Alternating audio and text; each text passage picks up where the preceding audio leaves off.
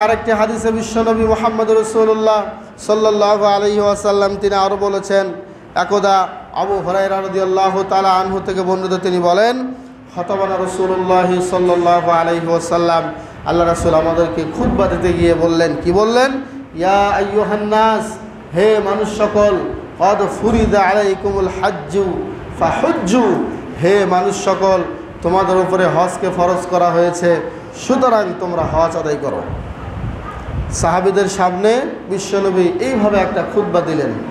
খুতবা দেবার পরে ফাকালা রাজুলুন আকুল্লা আমিন ইয়া রাসূলুল্লাহ, এক সাহাবী দাঁড়িয়ে বলল, ইয়া রাসূলুল্লাহ, এই হজ কি প্রত্যেক বছরই করতে হবে? হজ কি প্রত্যেকবারই করব? প্রত্যেক বছরের শুরুতে কি হজ করতে হয়? বিশ্বনবী ফাসাকাতা, তিনি চুপ থাকলেন, কিছু বললেন না।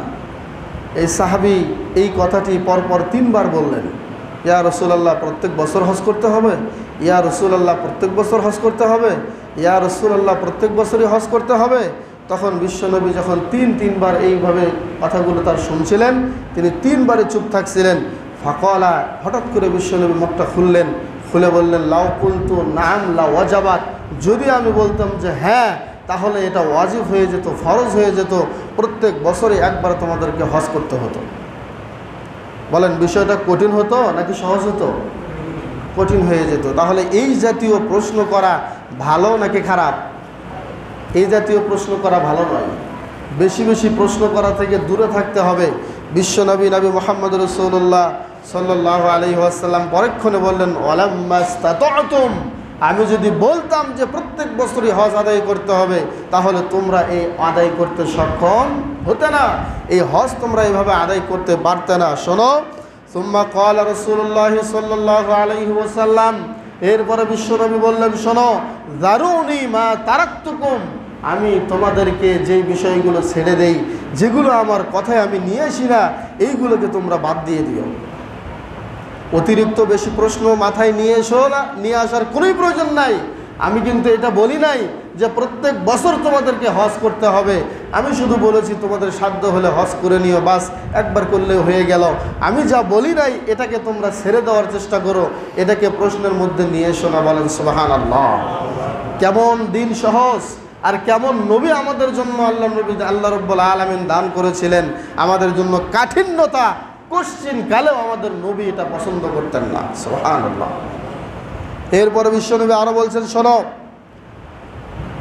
ফাইন্নামা হালাকা মান কানা ক্বাবলাকুম, তোমাদের পূর্বে এমন কিছু গোষ্ঠী ছিল, এমন কিছু জাতি ছিল, তখন তারা ধ্বংস হয়েছে কয়েকটি কারণে। তার মধ্যে একটি কারণ হলো বিকাসরাতি সুআলিহিম, তারা বেশি বেশি করে তাদের পয়গম্বরকে প্রশ্ন করত, এটা ছিল ধ্বংস হওয়ার একটা কারণ। ওয়া ইখতিলাফিহিম আলা আম্বিয়াইহিম, তারা তাদের নবীদের উপরে বিভিন্ন রকমের মতভেদ করত, নবীদেরকে নিয়ে বিভিন্ন রকমের সমালোচনা করত, ভালো ব্যক্তিদেরকে নিয়ে অযথা কিছু কুমন্তব্য করত। এইগুলি কারণে আগেকার জাতিদেরকে আল্লাহ পাক ধ্বংস করে দিয়েছেন। বলেন নাউজুবিল্লাহ। বেশি বেশি প্রশ্ন আর নবীদেরকে নিয়ে কুধারণা, নবীদেরকে নিয়ে মতভেদ তৈরি করা, এই জাতীয় স্বভাবের কারণে তাদেরকে ধ্বংস করা হয়েছে। শোনো, ফাইদা আমারতুকুম বিশাইইন ফাআতু মিনহু মাস্তাতা'তুম, যখনই আমি তোমাদেরকে কোনো জিনিসের আদেশ করি, তোমাদের সাধ্য অনুযায়ী সেটা আদায় করার চেষ্টা করো। ওয়াইদা নাহাইতুকুম, যখন আমি তোমাদেরকে কোনো বিষয়ে নিষেধ করি, আন শাইইন, কোনো বিষয়ে নিষেধ করি, ফাদাউহু, সেটাকে তোমরা ছেড়ে দাও। খবরদার বেশি বাড়াবাড়ির মধ্যে যেও না। হাদিস সহিহ মুসলিমের মধ্যে এসেছে, ইমাম মুসলিম রাহিমাহুল্লাহ হাদিসটি বর্ণনা করেছেন। সম্মানিত উপস্থিতি, এই হাদিস থেকে আমরা কি বুঝলাম? এই হাদিস থেকে বুঝলাম হজ জীবনে একবার। হজ জীবনে কয়বার? একবার। যদি কারো অর্থ থাকে তিনি দ্বিতীয়বার, তৃতীয়বার যেতে পারেন, কিন্তু ফরজ হজ জীবনে কয়বার? একবার। দ্বিতীয়বার, তৃতীয়বার, চতুর্থবার, 10 বার, 20 বার, যতবারই যাক না কেন, এগুলো নফল হিসেবে হবে, কিন্তু বড় হজ জীবনে একবারই হয়। এটাই আমাদের জন্য ইসলাম, এবং এটাই আমাদের জন্য সহজ করে দিয়েছেন বিশ্বনবী মুহাম্মদ রাসূলুল্লাহ সাল্লাল্লাহু আলাইহি ওয়াসাল্লাম। অন্য একটা হাদিসে এসেছে, এক সাহাবী এসে আল্লাহর নবীকে জিজ্ঞাসা করলেন, হাদিসটি সহিহ বুখারী এবং সহিহ মুসলিমের মধ্যে একসাথে এসেছে। সাহাবী এসে বলল, ইয়া রাসূলুল্লাহ, আইয়ুল আমালে আফদল, কোন আমলটা আল্লাহর কাছে বেশি প্রিয়? কি করলে আল্লাহ বেশি ভালোবাসেন? কোন আমল করলে আল্লাহ বেশি পছন্দ করেন? তখন বিশ্বনবী বললেন, প্রথমে ক্বালা আল ঈমানু বিল্লাহ, আল্লাহর প্রতি ঈমান আনলে আল্লাহ বড্ড বেশি ভালোবাসেন। যে কোনো ব্যক্তি আল্লাহকে বিশ্বাস করবে, কোনো বিধর্মী ব্যক্তি আল্লাহকে ঈমান আনলে অবশ্যই এতে আল্লাহ খুব বেশি পছন্দ করেন। আল্লাহ রাব্বুল আলামিন আমলটি বড় বেশি ভালোবাসেন। সাহাবী বলল, ইয়া রাসূলুল্লাহ সুম্মা আইয়ুম, এরপরে কোন আমলটি আল্লাহর কাছে বেশি প্রিয়? বিশ্বনবী মুহাম্মদ রাসূলুল্লাহ সাল্লাল্লাহু আলাইহি ওয়াসাল্লাম বললেন, আল জিহাদু ফি সাবিলিল্লাহ, আল্লাহর রাস্তায় জিহাদ করা। ঈমানের পরে আল্লাহর রাস্তায় জিহাদ করা আল্লাহর কাছে সবচেয়ে বেশি ভালো আমল, প্রিয় আমল।